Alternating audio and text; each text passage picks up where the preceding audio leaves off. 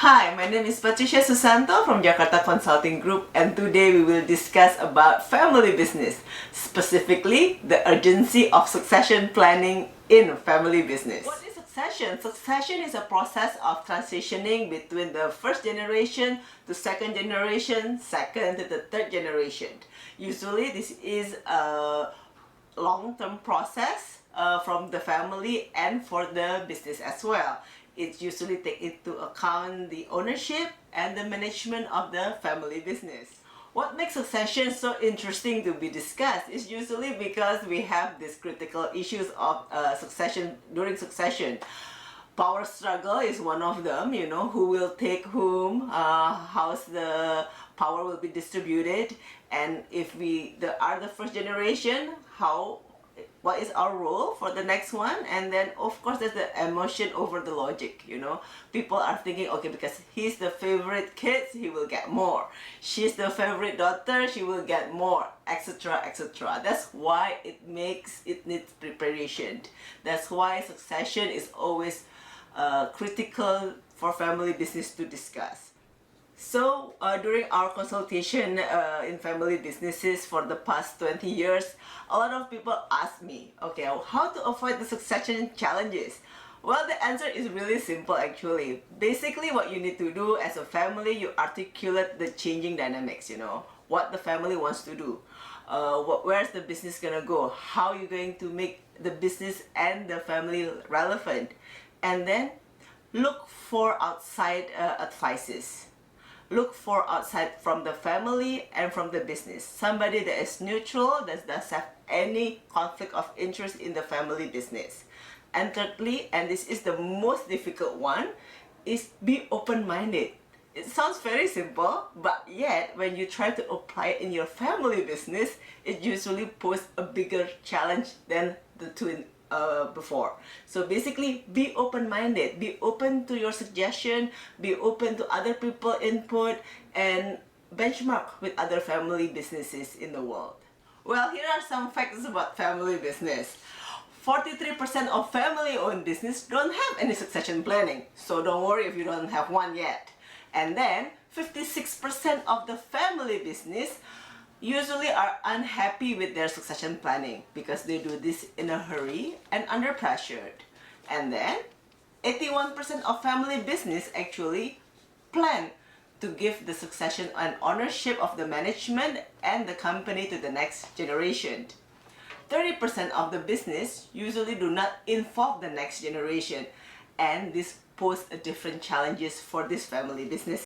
So what are the things to remember during succession planning? Well, the first one is clarity of the goals and priorities. And then make sure that your firm has a solid strategy, because this will be the guiding principle for the succession planning as well, for the family and for the professionals. And then number 3, the most important thing as well, is planning the transition of responsibilities. Who will be in charge of what? Involve the management outside the family business, and what are the roles of the family during this transition period. Now we're gonna answer frequently asked question about succession. This is a most standard question asked by our clients during the consultation programs. Basic question is just, why not every family business can succeed in doing succession? Again, it's because the family dynamics. Usually it's because of the lack of preparation. Not all family business understand and willing to put in the thought to the process as well the emotion during the transition period. That usually play a major effect whether or not your family business can succeed. The second question is, what is the criteria of the successor? Usually, a lot of the family business are very traditional. Firstborn son, firstborn kid is become the successor. But now it's become who is most competent. So competency supersedes everything else. Competency in family business is not who is the smartest one or who can make most money, but whether or not this person can be accepted by the family members. So these are the most crucial issues in setting up your criteria for successors. And then a lot of the first generation say this: not everybody want to be a successor. I want to give it to my son. He doesn't want to receive this. I've built this business, this empire for so long, yet my children does not want to be the successor of the family business. We see this often than not. And as an outsider, we always see, why not?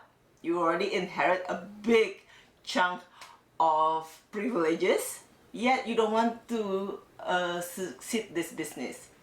Well, because of, again, lack of preparation, they don't seem to understand that the business is owned by the family, or because they own it, they became the victim of this business. This is a lot of psychological issues usually that come to this, or they don't like to be in the business. Usually they have a different calling, to be a doctor, to be a priest, to be in the arts. So it's a different family dynamics that we have to look into.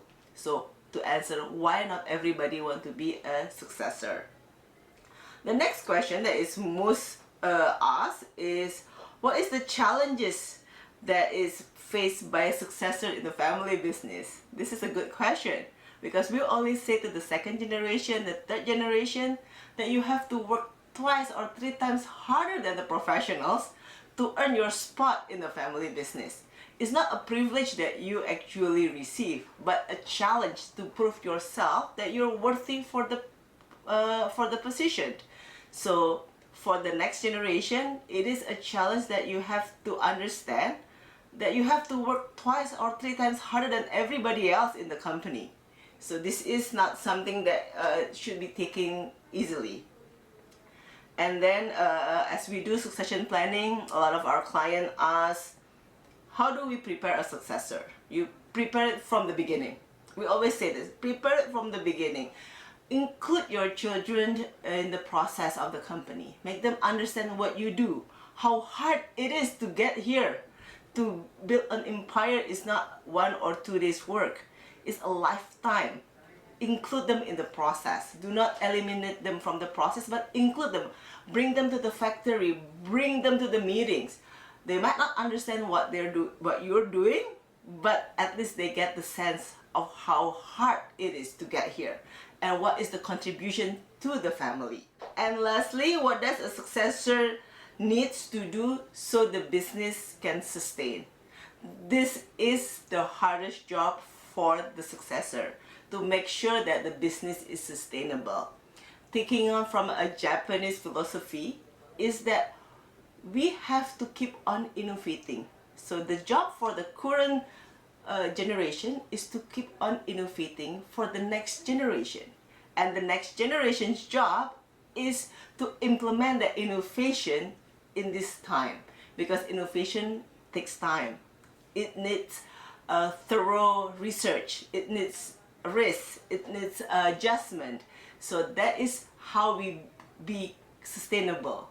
We keep on innovating, but not for this generation, but the next generation and the next generation. So that's all for the frequently asked question about succession that we usually see in our consultation. Well, thank you for listening. I'm Patricia Susanto from Jakarta Consulting, and that was our discussion about succession planning for family businesses.